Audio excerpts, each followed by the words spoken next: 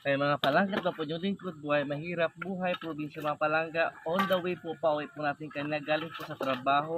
May nadaanan po tayong manla mga palangga. So ito po yung manla or mud lobster. So isang saga po ito mga palangga.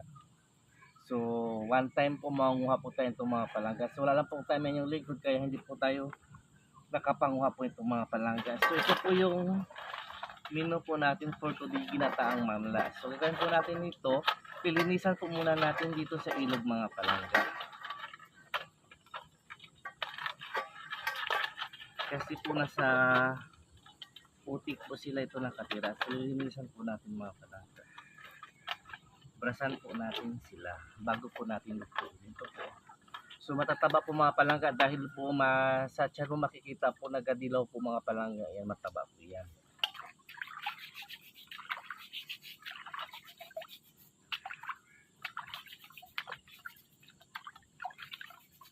Buhay na buhay pa mga palangga dahil tagaan pa gumagapang pa mga palangga. So, yun.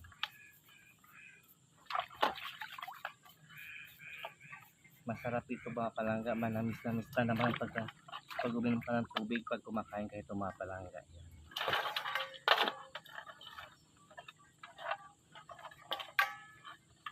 So minsan po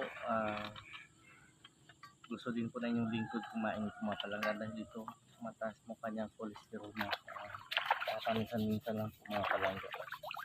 At papakita ko po sa mga palangga yung pag huli po dito. Mayroon po itong trap, yung tatawag po nilang sarabing mga palangga.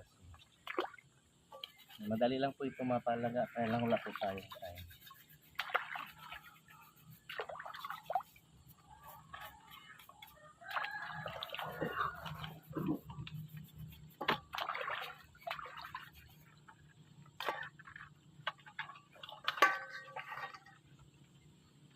Tapos yung kanilang paglakad dito mga palangga paatras. Yung tawag po namin ito sa Negros mga palangga, yung sa amin, sa Ilonggo, Uson.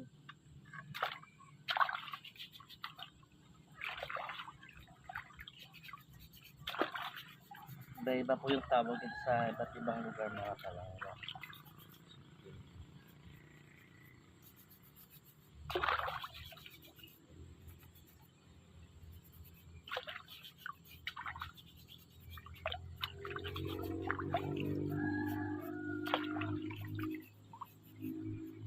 So bago po tayo magpakain ng ating mga lagang baboy, sikasuin muna natin mga palangga yung ating pagkain mga palangga.